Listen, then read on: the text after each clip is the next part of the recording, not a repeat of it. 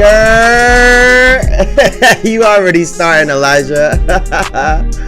We on Noah's ass for real, dog. Man.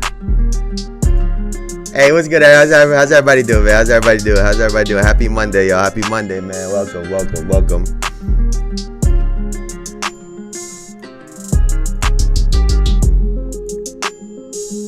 I hope everyone has had a fantastic start to their week. Everyone's had a fantastic Monday so far. Welcome to another episode of the Jayson Estrera Show, where we talk about basketball, sports, and Noah Lyles as accurate as possible. As always, it's your host, Jayson Estrera. We are on his ass, bro. So obviously we're gonna be talking about the Golden Weekend, which was USA basketball. Both the men and the women team took down. Boy lost, and we hey, we got gold, and both teams beat France to go get it. So I don't know how they rigged it to get both teams there, but they did, and they both lost. And most definitely, we will be talking about Noah Lyles for sure. For sure, man. There is no doubt about it. Now, today's episode is going to be a little bit quick. We're just going to be talking about the games. My internet has been dog shit. I'm telling you right now, my internet has been dog shit. Someone's coming in tomorrow because they couldn't come in today. So, I'm not going to be live tomorrow. For that reason, we're trying to get this internet shit fixed. It was already reconnecting just a second ago, so yeah, that's gonna be how tomorrow is gonna shake out. What the fuck did I just do? But first, we gotta start on a little lighter note. All right, we're not gonna get on Noah Lyles quite yet. We gonna start with this man right here, Stephen fucking Curry. And of course, I don't know how Draymond did this. I don't know how that boy went to Paris for one game and somehow ended up in possibly the most iconic photo of the how's that possible? Now we have Verizon, bro. But we got our 5G has been fucking up, bro. It's been fucking annoying. Holy shit. But yeah. Well, I'm gonna go get that fixed. I don't know if we got like a faulty box, but it's just been bad. We just gotta go get it fixed out. Somebody is coming in here to check it out. My ping the other day was fucking like 800. It was nasty, bro. It was nasty. So if it's lagging or buffering, just let me know. But obviously, Steph Curry saves the day once again, bro. What can we say about this dude? What can we say about Steph Curry? It's funny because just in the Serbia game, yeah, he was dead ass. First of all, he said he was going to go in there to say some shit to Rudy Gobert. You got to be a real fucking hater to have Rudy Gobert name in your mouth at that point in time, bro. You are a certified hater, Draymond. For all the shit that he's been doing this season, talking about Draymond Green, I thought this was funny and it was hilarious. Like, I thought this was great. But Steph Curry, I mean, for the tournament that he had, right, this is the only thing anyone's going to remember. Right? And you know, it's one of those, like, when they say, oh, they always come out in the big moments and whatnot, no one's gonna remember the rest of those games. No one's gonna care, because the two biggest games that he had was in the most iconic Team USA comeback against Serbia, and in the gold medal game where he hit like 4 shots in a row. And that last three is just like, this guy is not real. The greatest shooter ever. Now, I guess for me, because we were talking about this the other day, right? We were having a conversation about Steph Curry because, I've always had he's not a one-on-one player necessarily. He needs to kind of get open. People gotta, and I don't know if he was just finding his rhythm, finding his way on this team.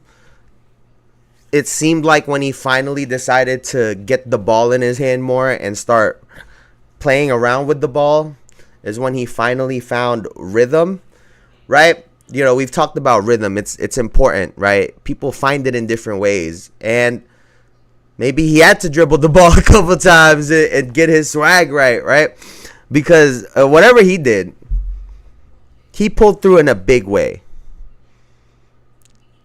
And so, give me 1 second.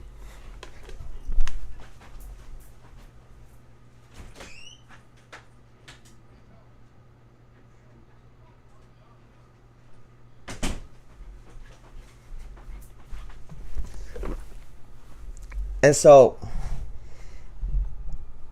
congratulations to him, man. He was, the videos popped up from him having those conversations with Clay and Draymond about needing a gold, needing that on his resume. And he's finally accomplished everything. He's gotten MVPs, scoring titles, championships, finals MVP, which was, honestly, he had to check that off just recently too.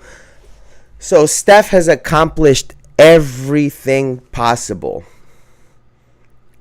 And I think I was a little on the edge of I was borderline on whether Steph Curry is or is not a top 10 player of all time, right? I think it would be pretty hard to argue against him.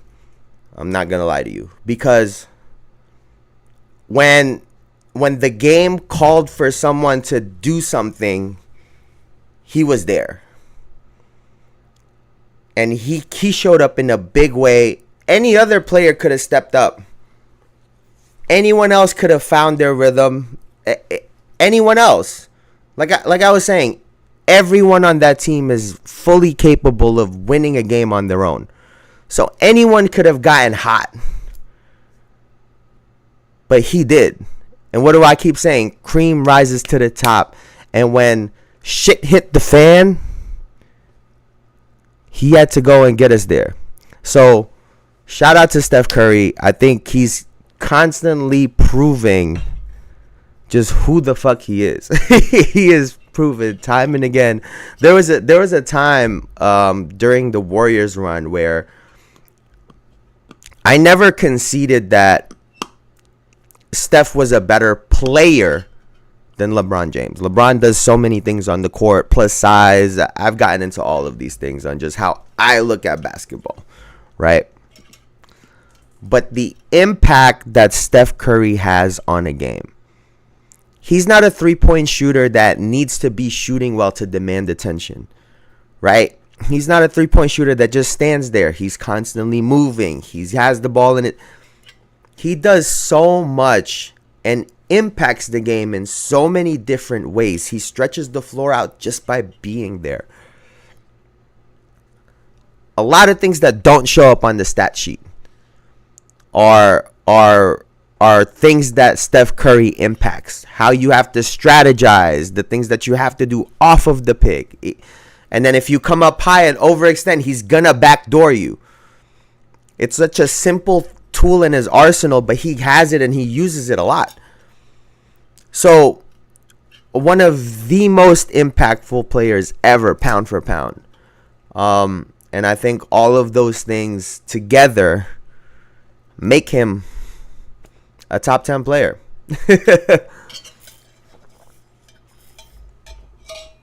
Sorry. I listen. I've spoken about him, and his 3-point shots feel more than 3 points. And I think a lot of them has to do with the timing when he hits them, the way the arena erupts. There isn't a three that he puts up that we don't think is going in. We think it's going in every time. It's a surprise when he misses. he is so good at what he does that I think it puts him over the top on a lot of people. I'm not gonna lie to you. And so I think he would have to be in the top 10. Every team needs shooting. Every team would need shooting. No matter what type of roster you put together, you're gonna need a shooter. And Steph Curry fits that bill. So yeah, man, Steph Curry is fucking him. That guy is unbelievable, dog. He is wow. Wow. He don't even need to dribble a whole lot. It's just wow. That guy is unreal. Unreal, bro. Unreal. Now, I don't know if y'all saw this, but Katie's mom had said some shit about his time with the Warriors, essentially. Let's see this. And she was saying, we would have had 20 rings by now, and it was about 10 years ago. That's how cold they were. I mean, is she wrong? Is she wrong? I've spoken a lot about how valuable KD has been into the NBA. That KD's moves and the things that KD has been close to and a part of could have very well changed the trajectory of basketball history as we know it. I said it before. Draymond's like, oh, well, he might not have a championship if he never went to the Warriors. Yeah, but you guys wouldn't have those championships either, Draymond. And guess who probably would have? LeBron James. So LeBron James would, a lot of people already consider him the GOAT. Imagine he would have gotten those other two. Imagine, right? MVPs, those accolades. Who knows? Maybe he stayed in Cleveland. There would have been so many variables. Actually, he probably would have left Cleveland anyway. But still, just so many things happening, right? The shot against the Bucks and them.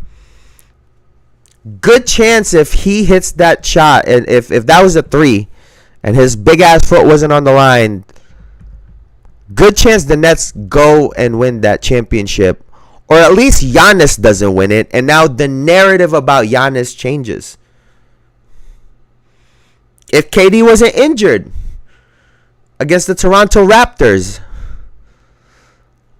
yeah, he could have gotten a championship, but I think taking away the championship from Kawhi Leonard, making him just a one-time champion with the San Antonio Spurs, we know how narratives work. They would have spun that story. JR wouldn't have became a meme. Yeah. Like so many. KD single-handedly has been a part of all of these scenarios, and he's such a great player that he could have impacted all of them and has impacted all of them. Imagine that. What, Steph would have 5 rings instead of 4. Or does he have 5 already? I mean, no, he got 4, right? Yeah, 2, 1, 3. Yeah, 4. KD would be what? A 3-time champion? Maybe more if he would have stayed. So many things could have gone differently. But more importantly, the comment section when it came to KD's mom, they were very pro mama. Oh my gosh, she thinking what the rest of us was thinking. Oh my gosh, she's so supportive of her son. And hey, she's been there for a lot of everything. She has been there at every step of Kevin Durant's career. I think she's unbelievable.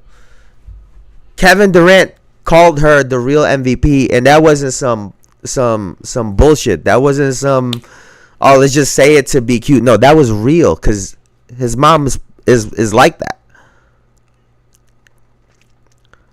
But it's such a contrast to. It's just such a contrast to when Jason Tatum's mom had said something, And, you know, she was like, oh, he's not injured or anything. Like, why isn't he playing? And people were cooking her. Like, not her. They were cooking him. They're like, oh, he got to have his mom come protect his back. First and foremost,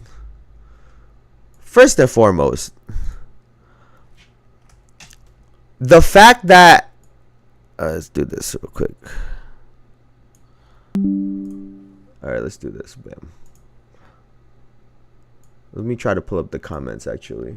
Let me see.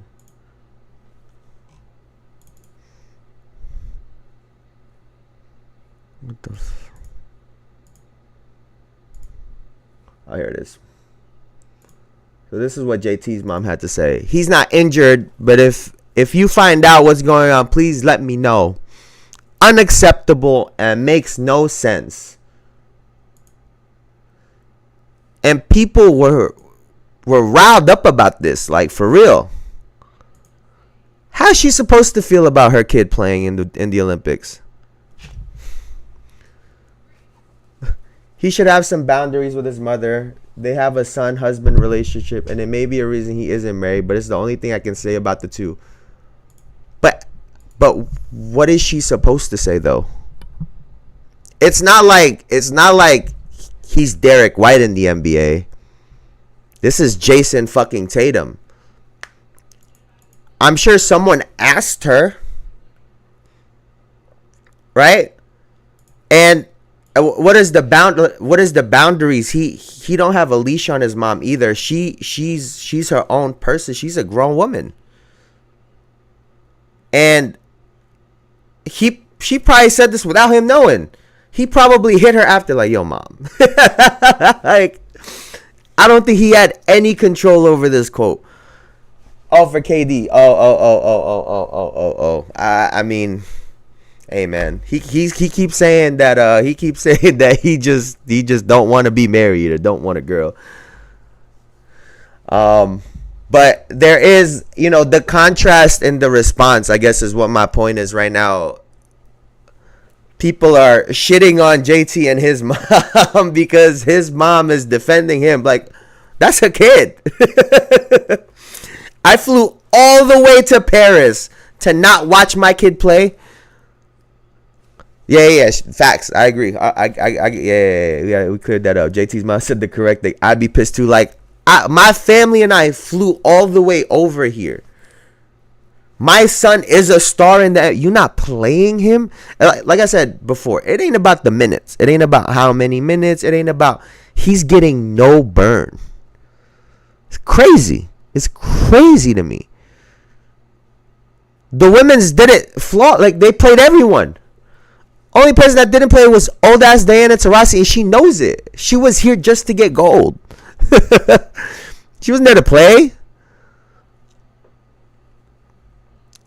Just such a stark comparison between, oh, we like Kevin Durant and his mom versus we hate Jayson Tatum, and so we don't like whatever the fuck his mom said. Like I was saying during the games, if you would have taken Tatum's name off of the back of his jersey and gave everyone his he's 6'10", okay, how many All-NBA teams, All-Star game, this is what he averaged, scoring title, da-da-da-da-da. You would be just as confused as I am. And just as confused as his mom.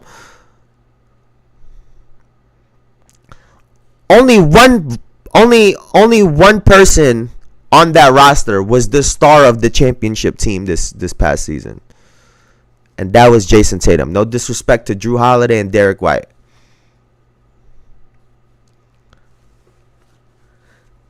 And like I was saying in the Serbia game, only two people between those two rosters were an All-NBA player. That was Jokic and Tatum.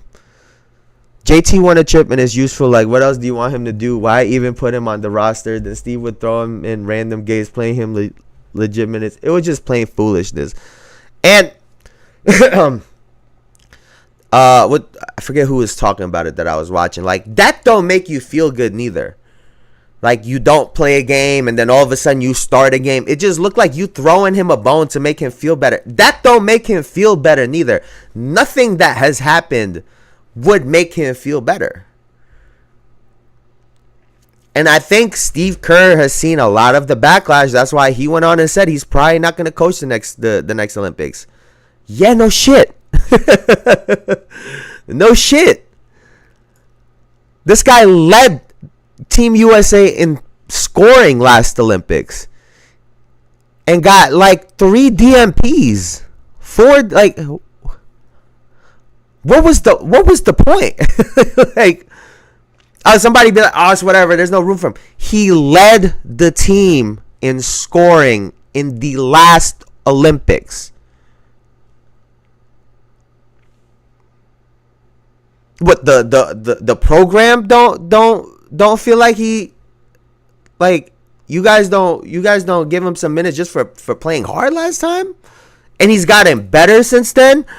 Like, I don't understand it. I know a lot of motherfuckers is over here like, oh, he got the rock.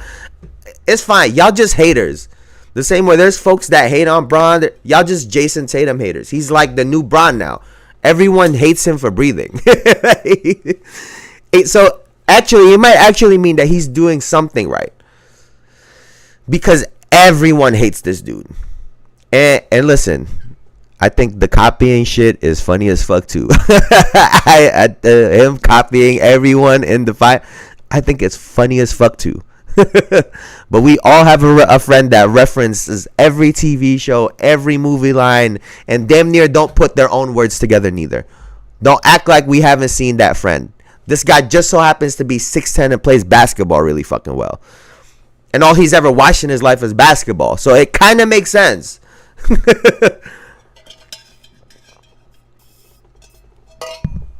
Kind of makes sense. They had this fool recreate a Kobe moment. What the fuck do you think he likes to do? like, bro, are we watching the same shit? like, come on, man. But yeah, that. I mean, he gets his gold. He's a 2-time gold medalist now. Chances are, he's. I mean, if I were him, I might boycott the Olympics next 2028. No bullshit. If I were him, and then I'm in Boston still, yeah, fuck LA type shit. Yeah, if I were him, I would, that would be in the back of my mind for real. Like, let's see you guys go get this shit. You know what's crazy? Kobe was a damn copy himself, and people getting mad Jason put on an armband because his favorite player did. Hey, man. Hey. People said Kobe walked like Michael. The way he chewed his gum, his mannerisms. I ain't never even put that part to it, but there's that. That's facts. That's super facts. like nobody clowned Bron for rocking number 23 and having the chosen one on his back. Or maybe some people did at the time. Maybe I missed it, but I think some people don't. Some people can only see things through their eyes. Right? Like, I got a motherfucking Batman tattoo because it was like some in my childhood. Right? Like, you love certain things. That's all you watch growing up. It connects to you in a certain way, and you idolize certain things growing up, right? For them it's the NBA. For some people it's anime. For some people it's movies. That's where a lot of his personality came from. Like, that's all he knows is basketball and hoop. And it's just in his personality to recreate shit, to reference things. Like, who? I'm saying, like I said, we all have a friend that, I have friends that they quote SpongeBob shit all day long. Like, that was their shit. Like, it is what it is, man. It is what it is. But let's move on real quick to who I think will level up from the Olympics. Who will take this experience and carry it over into their team moving forward. Now, for me, this can go a lot of different ways, right?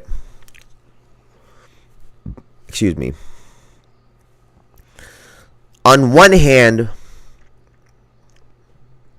I think this could do very well for a LeBron, a Steph, and a KD. Older players, they need a little bit more time to get warm. It's like a car in the winter, right? You gotta go down there, you gotta turn it on before you start driving it first, right? You gotta warm that motherfucker up. You can't just throw them out there on the floor against the best of the best in the NBA and expect them to go 100 miles an hour, right? That's how people get hurt. That's how they have slow starts, because they're not trying to go 100 miles an hour. They're taking their time. So I think this experience can actually go a long way for LeBron, a Steph, and a KD who are a little bit older now. They don't have to ramp up and get in shape. They're pretty much in shape already, right? I'm sure they're going to take some time off, but training camp is going to be right around the corner for them, right? Instead of having this long vacation time, right? I do think that this experience can and will fuel Jayson Tatum. On one hand, it's the obvious, right? Jeff Teague had spoken about it recently, that this guy's probably gonna get his MVP, which is one of the things that he's actually lacking on his resume, and he's probably gonna get a second championship, right? On one hand, I think it's the driving factor of the DMPs and this whole Steve Kerr situation. I think that's very possible, right? On the other hand, for all the shit that everyone is giving Jayson Tatum for, he copies everybody, da-da-da-da-da. That's one way to look at it. The other way to look at it is that he learns people very well. And now he's had an opportunity to very closely see a Kevin Durant. I mean, he played in the Olympics with him last time. But a Steph, a Bron, all of these guys, he gets to watch them prepare. Or he's watched them prepare. He's seen the way they think, the way they approach the game. Whether he's coming up with ways to counter some of the things that they do, or he's taking some of their gems, some of their tools, some of their tricks, and he's incorporating them to himself. I think all of those things just point up for Jayson Tatum. I'm sure he's already in shape as opposed to having gone on vacation, but he didn't get burnt out because he didn't play all of these minutes in the Olympics, right? Didn't get hurt.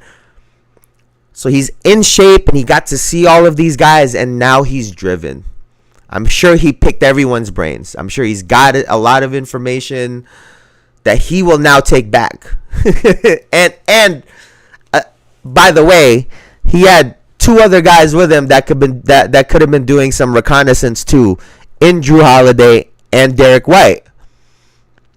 So now all three of them get to go back and say, hey, man, what did you think? What did you see Kevin Durant doing? Da-da-da-da-da. How are we going to counter it? I think Steph, he's been through shit and had it rough. He needed this more than anyone. That's why I think he started slow and exploded later. Steph needed this the same way some wives. What is the I still want to know? Men find them attractive. I was like, where are you going with this? I said, wait a second. That's a good analogy. Yeah, it could have been one of those things where, somebody got to tell you still good, like you said. So you want to just make sure you're still attractive. And I think that got proven for Steph. The only issue is he can go back and be great. What about the rest of that roster? And the man that's going to be, puppeteering all of that shit is the man that we've been cooking for fucking 4 weeks in Steve Kerr. So I would love for Steph to come out and be great. I mean, I actually, not just that I would love, I think he's going to. And I think we've talked about this recently. He was phenomenal last year. And it got lost. It got lost in the middle of everything, but he was incredible. If they're not winning, and if Steve Kerr continues to sabotage these teams, it might be a really tough uphill battle for Steph Curry. I'm not gonna lie to you. It could be a very tough uphill battle, as opposed to, you know, the Jayson Tatum angle where I already thought that they were going to be favorites to win anyway. And now, you know, aside from him, you have two guys with you that are also in shape because they went through this process. Excuse me. They also got to see how everybody works. All three of them get to take that.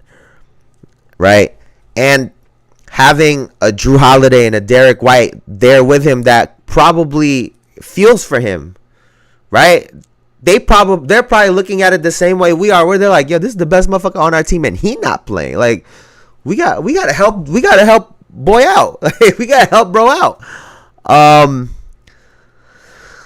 think all of those things actually bode really well for the Boston Celtics, man. I'm gonna get into the aces and the fact that they have 3 players that were in the Olympics too.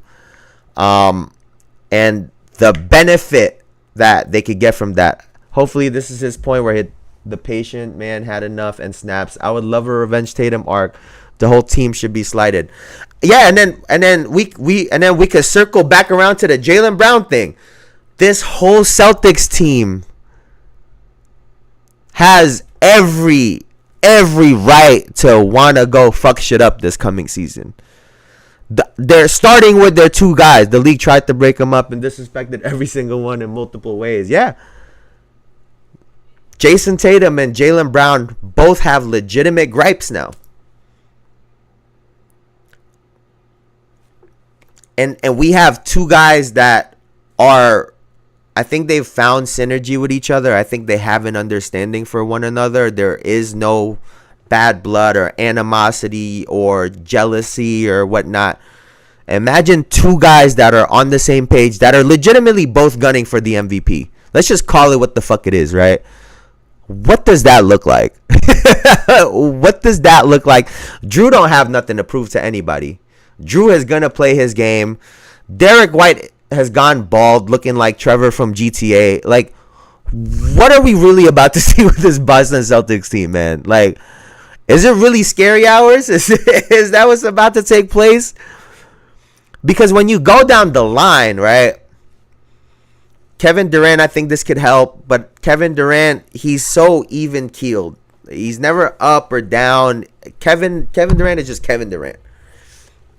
I think Devin Booker, he's also just a very chill, cool-ass dude. Like, sometimes he's scoring 40, 50, and it don't even, like, seem like he going crazy.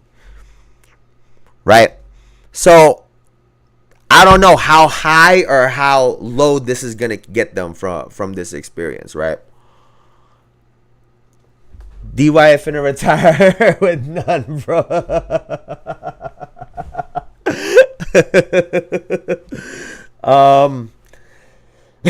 Excuse me. But yeah, I'm trying to think of who else. Anthony Davis. I don't know. I don't really. I think Anthony Davis has been great. You know what I'm saying? Like, I think Anthony Davis has been great. And respectfully, I think there's no disrespect for him. He don't got no hair to teeth. He isn't even signing and isn't even signing vet minimum yet. Pray for bro. Hey, he could be just on demon time, bro. But in terms of Anthony Davis, if Anthony Davis was going to take a leap to be the MVP or the best player in the league, you would think that seeing Joel Embiid and Jokic take that step would have been his driving factor. But I mean, he's been great. Don't get me wrong. It's just I feel like the Olympics isn't gonna get him up for games, or this experience isn't gonna all of a sudden bump him up. I feel like if it was gonna happen, it would have happened already. I'm trying to think of who else on that. That's pretty much everyone on the team. Halliburton already knows he got an A on a group project without doing shit. Like, he understands what happened. I think he's gonna just progress because of his natural progression. But yeah, I'm looking for this Boston Celtics team to really run the table this year. I think that, you know, it could be one of those situations like, yeah, Drew and you know, everybody got gold, but it's like, all right, we got to go run this shit for for Tatum and for Brown. It could be one of those situations where, all right, we go back to our squad. You disrespected my guy. Now you gonna pay for it. And don't be surprised if they get into a Warriors game and they are feeding Jayson Tatum, bro. Don't be surprised. Do not be surprised, because that's what I would do. If I'm gonna hey, shoot every time, motherfucker. Hey, shoot 15 times this quarter. What are they talking about? You gonna get more shots in this one quarter than you did the whole Olympics. AD has already played very close to an MVP level, in my opinion, these past years. There's not much more for him to do. Yeah, exactly. I get, you know, I to your point, I do think that whenever he matches up with Jokic in their series, even, it's very close, right? I think Jokic comes out the better player, in my opinion, is the better player, but it's not far. You know what I'm saying? I think for me, I guess this is something that I just noticed from the playoffs. It was more the timing when Anthony Davis would score. It was a lot of first quarter, second quarter. Like, we need you to get most of your 24 to 28 points in the third and the fourth, because that's what Jokic does. He'll get his 3, 5, maybe 7 points in a quarter here and there, and then boom, 10 in the fourth with 6, 7 assists, and you're just like, holy fuck. I think that's really kind of what's missing right now when I see them go head to head, right?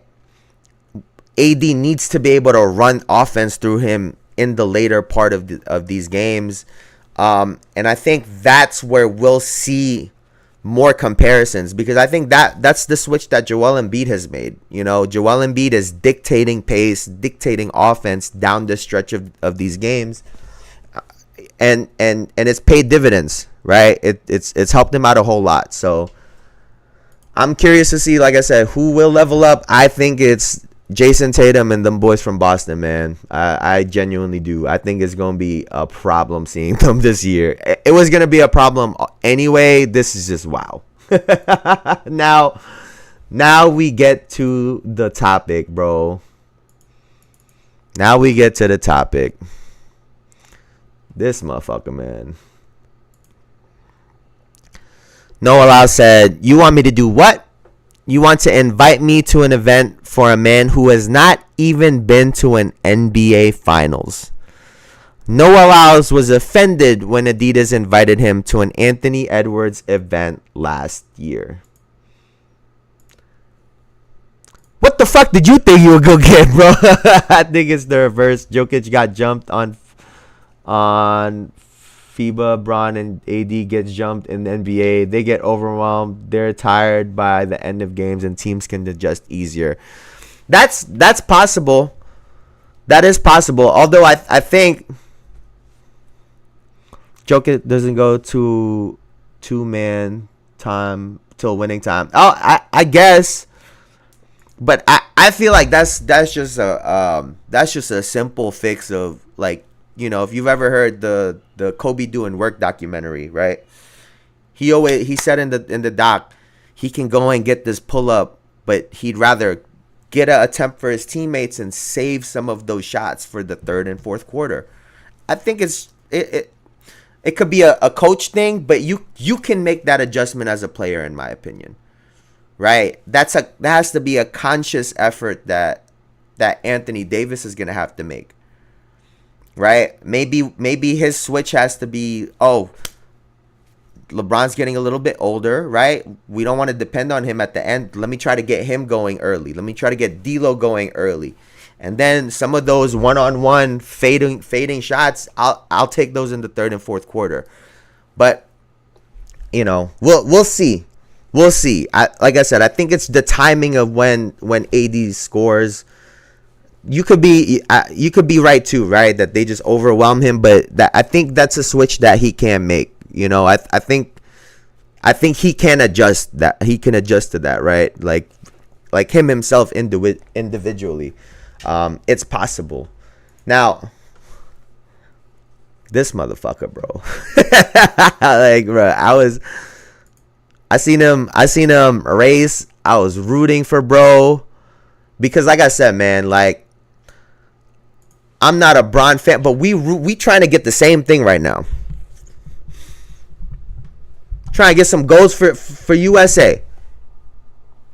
And the fact that he is now alienating himself from NBA players. Oh, and then he also, and he'd also, here, let's just do this, right? Let's do it like this, bro. Also, Jokic is just better. I should say that too. Not much margin when you have to punch up. Yeah, no, I like Jokic can do all the passing shit that he can't. Like, it just is what it is, right? It just is what it is. So let's look at this. Noah Lyles. There's a rumor going around that I did not go to the Anthony Edwards shoe release because he didn't deserve it. That is not the case. He definitely deserves his shoes. He is an amazing player. The problem was finding time based on my prior engagements. Congratulations on becoming an Olympic champion. What the fuck is wrong with this guy, man? like, what is wrong with this guy? I'm gonna tie shoes, bro. I'm gonna tie bro shoes together. I do not fuck with bro. Like, yeah, he just made this comment. And I don't know if you heard, but he was asking.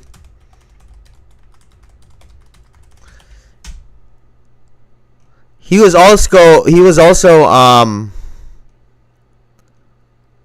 oh, here it is. Like, this part is fucking comedy, bro. Like, he did all that, right? And then Noah Lyles wants signature Adidas sneakers after winning gold. He wants his own signature Adidas shoe. Let's see. I want my own shoe. You know what? This feels like for how many medals we bring back for the notoriety again. You know what? The fact that it hasn't happened yet, that's crazy to me. I think what's crazy to me is the fact that you think you can ask for a fucking shoe. That's what's crazy to me. Is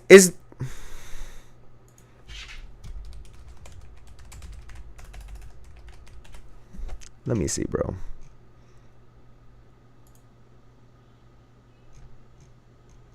How long did this shit take, bro? This was 2024. He gotta ride the boat back with us. We could throw him off, bro. I'm over here wondering, like, does Usain Bolt have a fucking shoe? Like, he don't understand. He's saying that as if there's a market for track sneakers. Like, that's the part that confuses me. Right? That's the part that's confusing about what he said, right? You have this Anthony Edwards thing, but you want a shoe. Because this is the reality, bro. You're not selling track shoes. So if you're not selling track shoes, what are you going to sell? It can't be basketball shoes because you just said fuck you to all the NBA players. What you going to do? Sell lifestyle shoes? You're going to need what? NBA players to wear to sell. It is crazy. He need a he need a shoe. Like, that's the crazy part to me. You're really leaving bread on the table by these comments. I said it the other day. Your comments last summer, last year, it's not that they weren't true. It's the way that you said it, bro. Which leads me to think that for whatever reason you have a problem with NBA guys. I don't know if one of them took your girl. I don't know if one of them crushed you up real bad in a pickup game. Maybe somebody didn't dap you up. You didn't get a signature when you... I don't know what the fuck happened. But clearly, this is not just a matter of, oh, I get to race against everyone in the world, and they are a league that's based in America, in the United States. But it wasn't the fact of what you said. It was how you said it. That's what got everybody really pissed off, because you were fucking dismissive.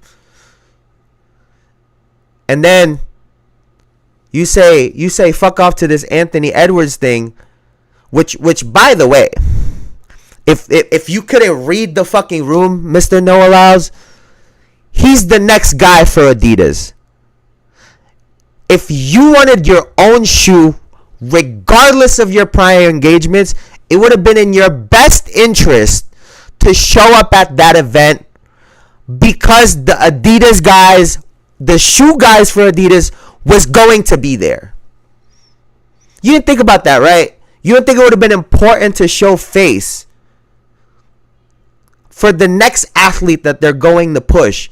Now, do you know what's in the back of their mind when you come out there and say, hey, Adidas, I want to shoot? They're going to be like, you didn't show up to the fucking event, motherfucker. I remember the event. I never saw you, Noah. What do you say to that? Oh, I had prior engagements. You don't get a fucking shoe then. Like, this is nuts to me. You are going to need Anthony Edwards' help, bro. I'm sorry. Sorry to be the one to break that to you. You're going to need his help to sell some sneakers, because guess what? You're not going to do it yourself. Like, that's wild. That's wild that you don't, like, you can't read the room. That's wild to me. like bro. And then like Devin Booker had his shit to say, like, no, Lyles, get the fuck out of here, bro. It was just incorrect too. It's not practical. What would an NBA final schedule look like with the finals, with the Lakers and the team in France? To your point, Elijah, it's not practical, but that's why I'm saying, on a technicality, the facts of what he was trying to say was not right. On a technicality, right? We can argue, oh, the best players come here. On a technicality, an NBA championship is not a world championship. But there's a reason why they never did it. Because if any hoop head has watched preseason, because I've watched some of them. I don't know if you guys have ever seen when an NBA team goes, to Europe or go here. They played other teams before.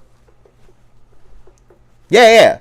They played teams from other countries before. Guess what happens? That's why it was news a couple years ago when the Phoenix Suns thing happened. Wasn't it a close game? What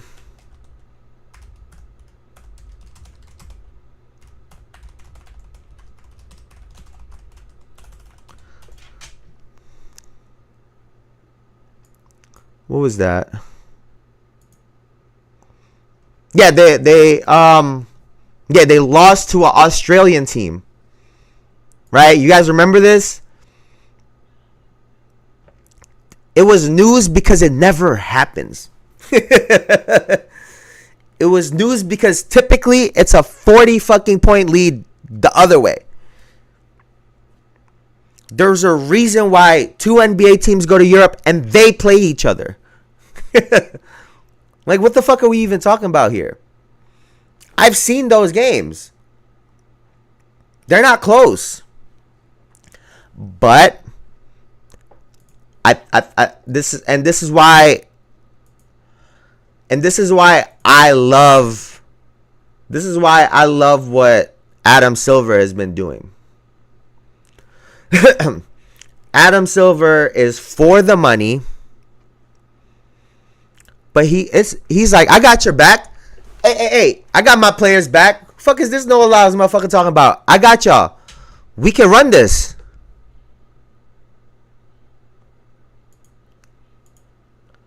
Because there's some folks out there that I think they have this NBA versus the world or world championship versus NBA championship. I think you guys are a little bit confused. The NBA teams are the NBA teams.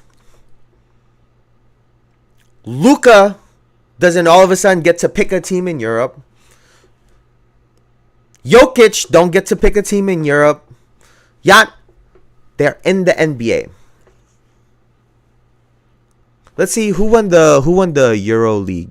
Who won the Euro? Let's check this out.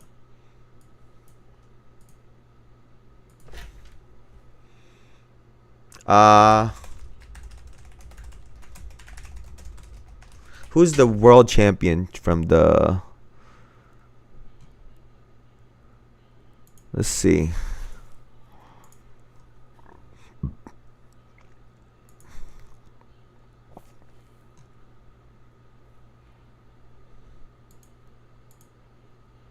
They don't even have photos of these people, bro. Look at this, bro. Look. Kendrick Nunn. Scoring 16 points a game. Kostas Antetokounmpo. Oh, Lasort. Solid. Is this the same one? Like, you have... These guys are role players in the NBA. Role players in the NBA. Won the championship in that league. That team would be the team going against the Boston Celtics. Yeah. Last year. Yeah. Like, this is how I know people don't know what they like. Y'all were cooking these players in the NBA. Like, what are we talking about? All of a sudden, you think they got the Boston Celtics in a series? Are you crazy? But hey, I like the fact that Adam Silver is being innovative. He's trying to push the game forward. He's saying, "All right, let's do it. Let's run it. Let's try it. Let's see what you guys are talking about. Let's see what you guys are talking about." Because hey, I'll tell you what, a bunch of these coaches aren't all of a sudden in the NBA. The players aren't all of a sudden in the NBA. Like, where is the disconnect? Where is the disconnect? Hey, and you know what's funny, Elijah? You know what's gonna have people real pissed if it's a fucking like Luka or Jokic win the NBA World Championship and then they gotta go against a bunch of Europeans. It's gonna be a Euro crime. Like, bro. I think some people just don't understand what the fuck is actually going on with this little debate. Noah Lyles just said something stupid into the world and people are eating it up. Like, that's all it really is. That's all it really comes down to, bro. That's all it comes down to. He said some shit and now we gonna have to go prove it, the NBA. But they're gonna have to put some bread up though. They're gonna have to put some bread up for sure. Kind of like how Ice Cube was calling out the gold medalist for the 3-on-3. They should play that. I don't think they're going to, but they should play that shit. And go find out. See what Michael Beasley got for their ass.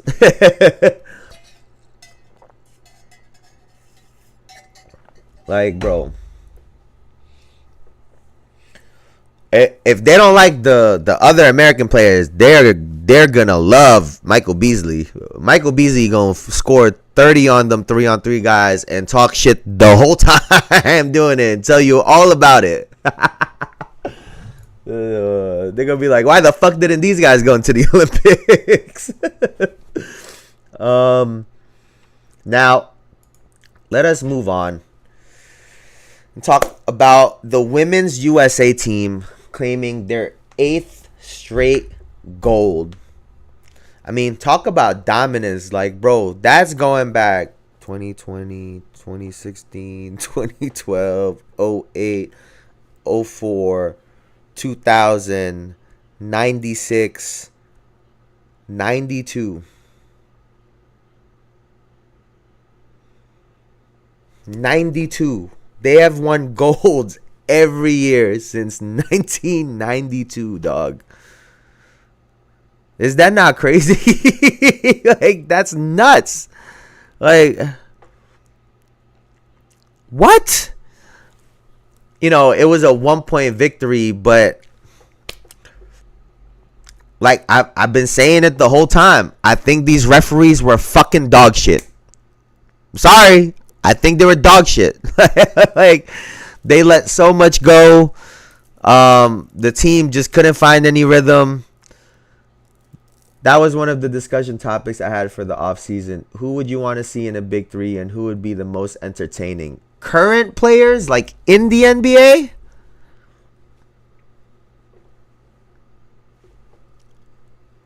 Like NBA players, are like just 3-on-3 players, period.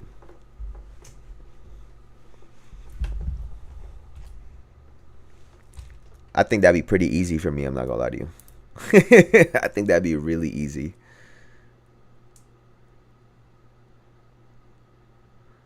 Let me see.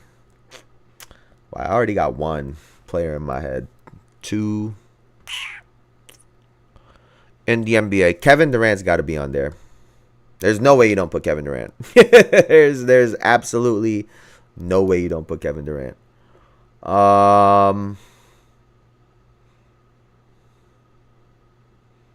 Who would be another player that you would put in there? I'm trying to think of someone else that's also versatile. That's a big. People are gonna hate me. It's gonna be fucking Bron, KD, and Steph.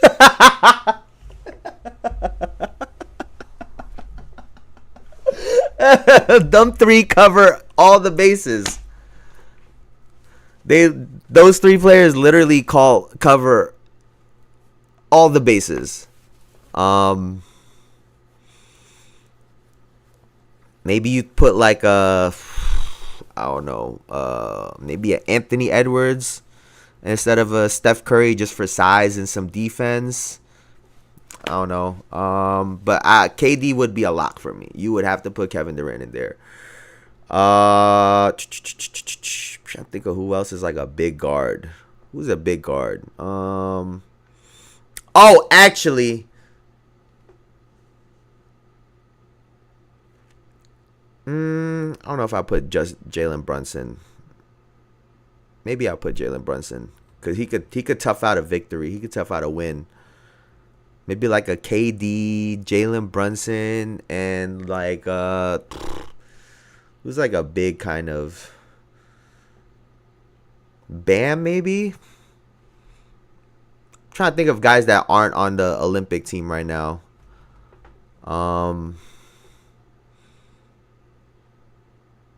Damn, bro, I can't think of nobody. Oh, I think Jaylen Brown would kill because that's so much space. 1-on-1, you put both JBs, Jalen Brunson, Jaylen Brown, and Kevin Durant. I'll run that. Run that. That'd be mine. That'd be my 3. Because I was saying throw Joe Johnson, Michael Beasley, and Dwight Howard and go run that table in the actual 3-on-3 Olympics, and they probably would have won it.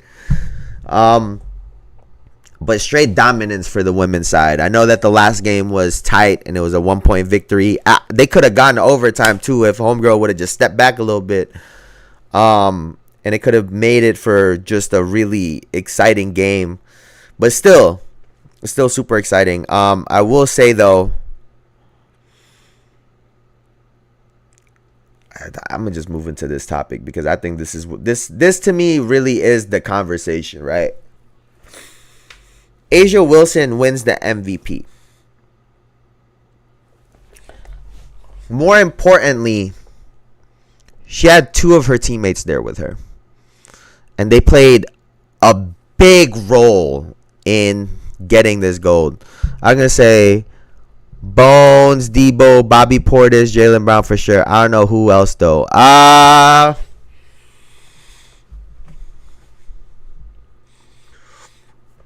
right, I'm gonna take out. I mean, I would put Jalen Brunson, but Kyrie, Ronaldo, Segu, even though he's always. All right, I got you. Kyrie, Jaylen Brown, and who'd be a good big for them to have, bro? They would have to be real mobile though. So it'd have to be like a forward slash. I'm trying to think, like a Paul George maybe. Kyrie, Jaylen Brown, Paul George. That sounds pretty nice in a 3-on-3, bro. You can ISO any of them. Yeah, I like that. Kyrie, Jaylen Brown. Give me Paul George. Yeah, I like that. Yeah, no, for sure. A'ja Wilson. Boban. But it got to be for Team USA, no? Who else is a dog? Why am I blanking on power forwards?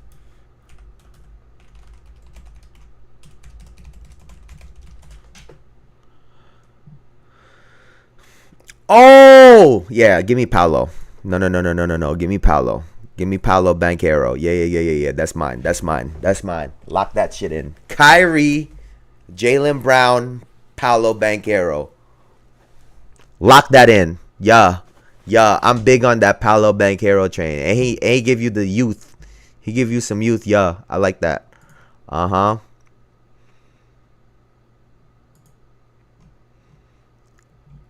Yup. Yeah. No. That's mine for sure, bro. We are cooking everybody. Everyone would get cooked. I'm trying to see who else, just in case I'm missing somebody. Draymond Green, hell no. Ooh, Aaron Gordon would go hard too.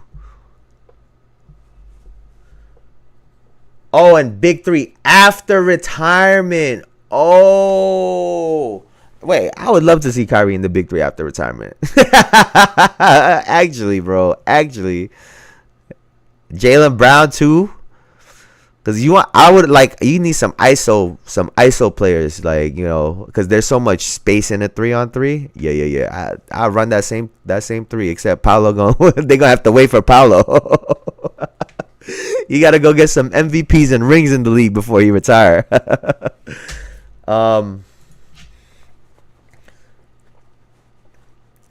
Hey, actually, it's funny we keep talking about threes because this is what I think is about to happen, bro.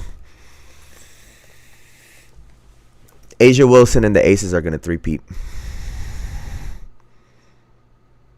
I think you could lock that shit in, bro. You could lock it.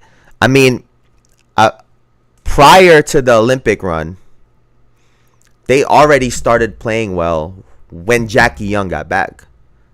They already started playing well.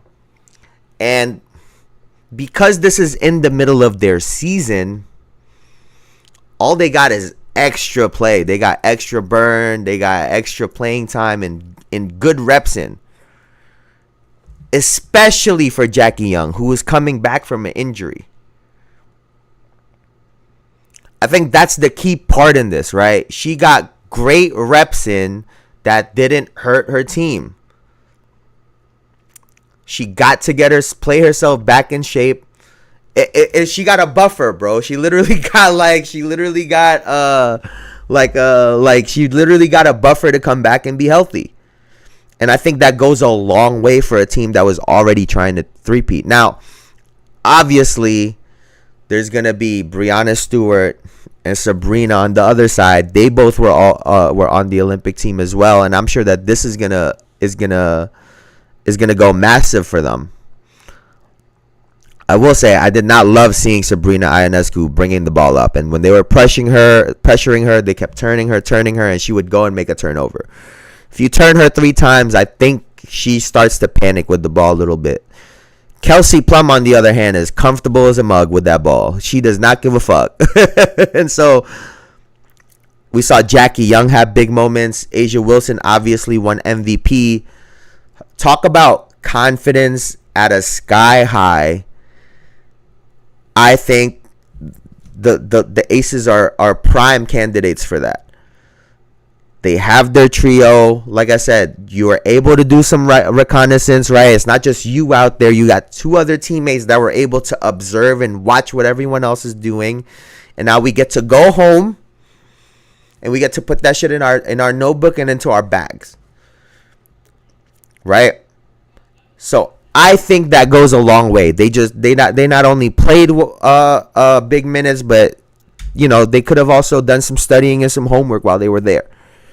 Because like I said, they're right back into the season. At the end of this week, I think Wednesday or Thursday they're already back.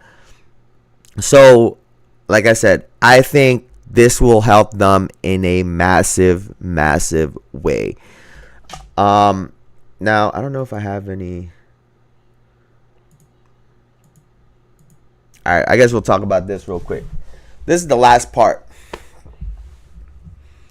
Both USA teams were playing pickup basketball out there. And I think some people don't understand that. They're like, oh my God, how is the game close? Is Asia Wilson married? No, I don't believe so. There were rumors of her and Bam early on in the Olympics. But no, I don't believe she's married, no. I think she has a dog. I don't think she's married. Yeah, go get to Googling, bro. But I think some folks actually don't understand how good these men and women are at basketball. How much better they are than the rest of the world.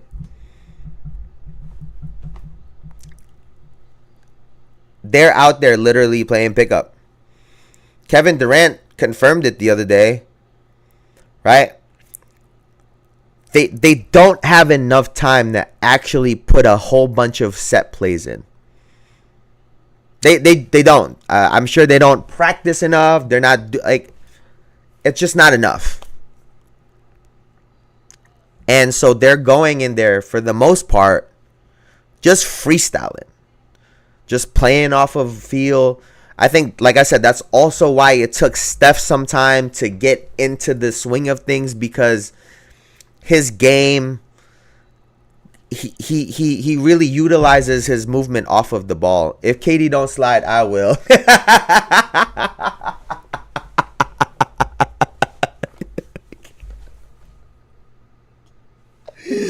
I don't think KD's sliding, bro. I'm so sorry. I don't think KD's sliding. I think Bam might be sliding. They got a little handshake. I don't know if y'all seen that at the when they did when they had the gold medal. I think when the women's team got the gold medal, she went over to where Bam and LeBron and them, and she has a handshake with Bam. It looked like they could just be homies. Like, that's the part too that I was talking about. Like, they were talking about relationships. Like, some people don't realize these basketball camps have men and women in it, especially the USA ones. And a lot of times these men and women have been seeing each other at these basketball camps for years. And if teams compete, it's going to be close. And I know we're not dominating by the score, but we are still dominating. It's the same concept of when the best NBA team goes against the worst NBA team, or when the best WNBA team goes against the worst WNBA team. The other broadcasters will let you know. It's the same idea, right? We're sitting here wondering how the Celtics aren't beating the Pistons by 25 points right now. Well, it's the same thing. First, we got to respect even the worst teams have good players. Right?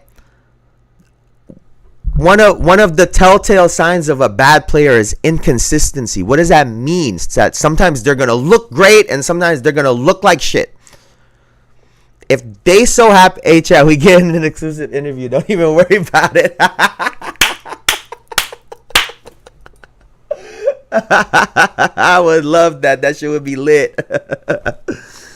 I'm sure relationship questions will probably be off the table, but I'm gonna try to ask them.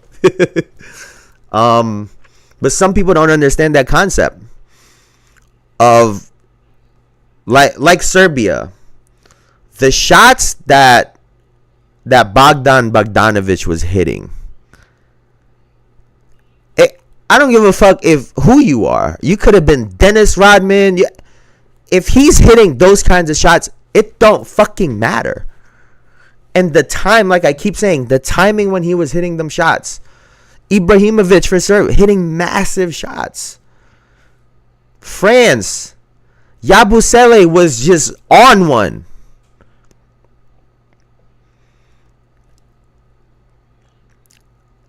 And what's the other part? Even with the all-star team, only one guy got the ball on offense. Only one person got the ball on offense. People don't take into account like a Damian Lillard, right? For example, I don't know if people know this, but a Damian Lillard for pretty much most of his Portland career would start every game off with a three by the fucking half court.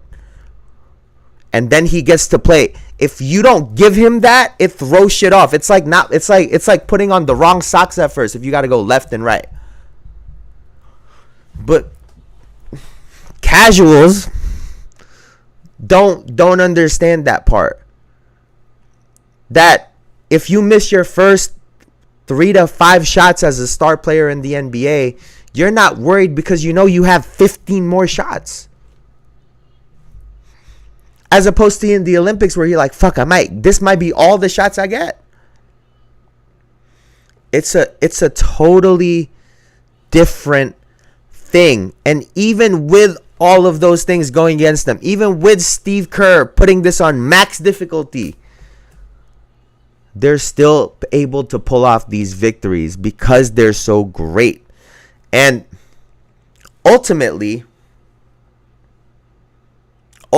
right? They're still dominant, like Elijah said. They're still dominant. And I guess for me now, the question moving forward, at least for the men's side, is who will be those players in 2028? Right? Is it a Jayson Tatum? Is it an Anthony Edwards? Is it a Jaylen Brown? What if Team USA has now effectively alienated both Jayson Tatum and Jaylen Brown? So now we're looking at what? Anthony Edwards, a John Morant, all of these guys. Like the way that they're treating certain guys, what if that has an effect in 4 years? Excuse me. And now you don't put out the best talent. And now all of these factors that I'm talking about take effect. Right? They're already not super comfortable. The game isn't crisp. Now let's add the fact that now there's pressure and now there's this, that, and the third. What if we don't have a Jayson Tatum leading that team that's known to win since the second he stepped foot on an NBA floor? You might not like him, knows how to win. So, yeah, man, I just that is exactly how you get these close games, close victories, and you're just fighting to get a win. You know, Dwayne Wade had talked about it. Against Spain, they beat them by like 40, 50 points, and then the gold medal game was like a 7-point victory. It happens. Right? It happens. It's sports. That's why they play the game, and that's why we watch it. I think we would like to see them win by 40 points every single game. Like I said, I think they would have been winning by more if the lineups were different, but it is what it is. And now it serves this narrative that the world is catching up. So I don't know if Steve Kerr got a phone call from up top saying, "Hey, we need this to be close," but this is how this thing was. This is how it shook out, man. I don't know. I feel like Steve Kerr was trying to sabotage. I feel like he was on the other side. He's like, we need to push this "the world is catching up" narrative. So let's just not play our best lineups. Let's play these weird ass rotations. Let's not be consistent with the rotation so these players can keep fucking up. And now we have this. We have these close games, these close victories. Oh, and like I said, in the Olympics before, they never ran into a situation where the other team had arguably the best player in the world. They just never ran into that situation. Does that mean that the world caught up? A couple of guys did. But the entire world, there's not a bunch of Nikola Jokic's or Luka Doncic's walking around. There's just not. Right? And even if you look at the Bogdanovic, it was a great performance. If you would have looked up, you would have thought he had 40. He had like 19. There's just not a bunch of MVPs from these other teams coming into the league. Like Greek the Freak, Giannis, he wasn't an MVP when he came into the NBA. They had to develop him into one. It just is what it is, man. Like this narrative, like I said, I don't know if Steve Kerr was in on it. It just feels like it's a narrative that they have been trying to push. And it just is what it is, man. But congratulations to both USA's teams, the men's and the women's side. They did what they had to do, brought home the gold. Now LA is in a couple years, right? It's gonna come up faster than we know it, man. The 4 years, I bet you, is gonna fly. We'll see if we can make it to that one. We'll see if we can make it to that one. But for now, man, that's gonna do it for me. Thank you guys for hanging out. I really, really appreciate it. Please like, comment, subscribe, all that good shit. We are going to take this to the moon. I keep telling y'all this. We will. Thank you guys, man. I really appreciate all the support and all the help. It really means a lot to me. Y'all could have been anywhere on the internet, but y'all were here with me, and I really appreciate that. So thank you guys for hanging out, man. Thank you guys. Like I said, tomorrow I will not be live. We're going to have somebody come in, try to fix our internet and fix this shit. To be decided on Wednesday. I don't know. We'll see what happens, but I will be back this week, though. I'm not taking the whole week off. So until then, thank you guys for hanging out with me. I'll see y'all later, man. I'll see y'all when I see y'all. Peace, peace, peace, peace, peace. Have a great rest of your day. Have a great Tuesday. And I'll see y'all when I see y'all. Peace, peace, peace, man. Thank you guys again.